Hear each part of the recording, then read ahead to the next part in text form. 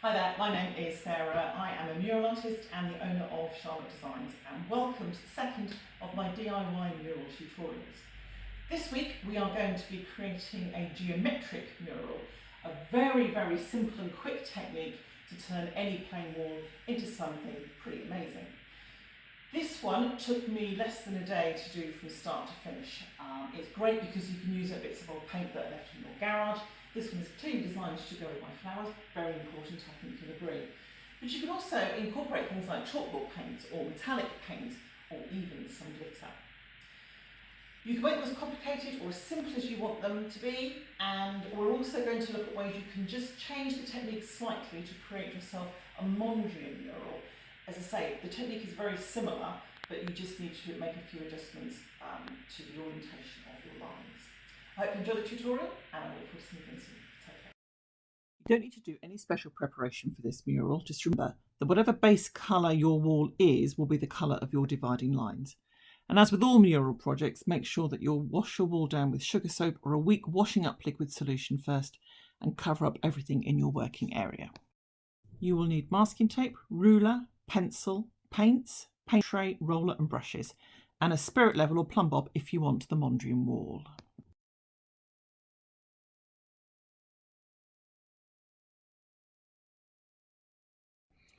The first thing you need to do with this mural is to plan it.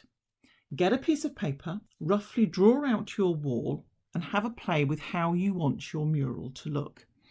I'm doing it here on a computer screen just so you can see the process that I go through, but I would do exactly the same if I was planning it out on a piece of paper.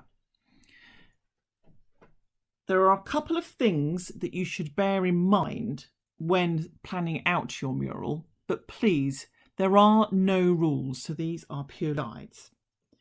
Decide whether you want to cover the whole wall or just part of the wall. And remember, you can even go around corners. Decide how big you want your shapes to be. As a general rule, the larger the wall, the larger the shapes. Too many small shapes on a big wall can look fussy and untidy. Conversely, too few large shapes on a small wall can look overbearing or even unfinished. Start with 2 lines spanning the whole wall, one roughly top to bottom, the other left to right. You can then work from those to create your design. Think about colour. You can paint the whole wall the same colour or just use a small number of colours as I have here. Always check that your colours look good together. I like to open up the cans and sit them next to each other and just see how they react with each other. I've put the colours that I use for my mural here for you to see, but you can use any colours you have available. Once you're happy with your design, you can then start to transfer it onto your wall. You will see that the bane of every mural artist is losing their pencil. I must lose 20 every time I do a mural. But once you've found your pencil, you can start by putting your first 2 lines onto your wall. So here I'm putting the vertical line on top to bottom. And then I'm going to put my horizontal line on from left to right. Now, the chances are you're going to have a door or a window in the way when you are doing your lines.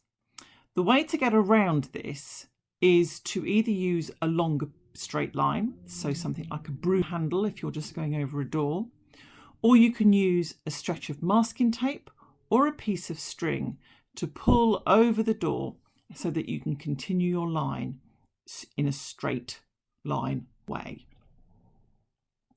That way you will make sure that you have integrity. And if I'm ever going to give you a piece of advice as a mural artist, it would be to stand back regularly and look at your mural, look at your lines and make sure that it all lines up and looks great. Applying masking tape is not quite as straightforward as it sounds. I'm using frog tape here, but provided your walls have not been freshly painted, you can use ordinary masking tape. Make sure that you follow the straight lines that you've drawn carefully and make sure that you push the masking tape down firmly. If you can get your hands on some low tack, that would be fantastic, but don't worry if you can't. Once you're happy that the tape is pressed down firmly and so paint won't bleed underneath, you can start to apply your paint. It doesn't matter what order you paint in. I like to start with my darker colours or my feature colours and then work outwards, but it really doesn't matter in which order you apply them. I'm using a roller here just because you get a much better finish over the lines when you use a roller. And I get a nice even coat as well. But again, don't worry if you don't have a roller. You can do this with a brush, and I'll show you how to do that in just a moment. You may want to use a brush to finish the edges off anyway. And again, you'll see me do that in just a moment.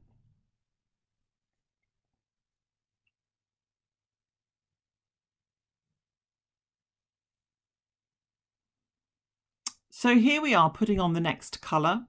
When you're doing a design like this, it's always a good idea to make sure that the same colours are not next to each other, unless of course that's the effect that you're going for. But as I've got 3 colours here, I want to make sure that the colours that I've chosen are not sitting next to each other. So you can see I've made a bit of a mistake there and put the wrong paint in the wrong shape. It happens to us all. But don't worry if you do that, you can just easily wipe it off whilst it's still wet and paint the correct colour over the. Now there's nothing to say that you have to have solid colour in your shapes as we've done here. You might want to use your masking tape to create stripes in one or more of your shapes. You might decide that you want to perhaps do some printing or create some spots on another one of the shapes. Let your imagination run wild with you to create something that's really beautiful and unique to you. Now you'll remember that I said you may not have a roller and paint tray at your disposal, and you might want to try and paint this mural with just brushes. And that is possible, but I do want to show you how to do that because it is a technique in itself. When you're using a brush with masking tape, paint from the masking tape towards the inside of the shape. That way you will not be brushing paint underneath the masking tape. So once you have applied your first coat of paint to the whole of your mural, let it dry for a couple of hours and then add a second coat on. Once that's completely dry, and I would recommend leaving it for probably 3-4 hours before you do this next stage, you are ready for the most exciting bit, and that is the removal of your masking tape. Do this very carefully, do this very slowly, and do it once the paint is dry. If you observe those simple rules, then it really won't be a problem. Now, you might find that your paint has leaked underneath in the odd place. If that is the case and you have some of the base colour available, then do use that just to touch up where the paint has bled underneath. Otherwise, you will have to think about painting the lines in a different colour. And I'm going to show you how to do that in just a moment when I talk about the Mondrian style mural, which uses the same basic techniques. Once your masking tape is off, your mural is revealed, and I think you'll agree it looks so effective and is a really, really lovely feature wall for any room. Now obviously I've kept the colours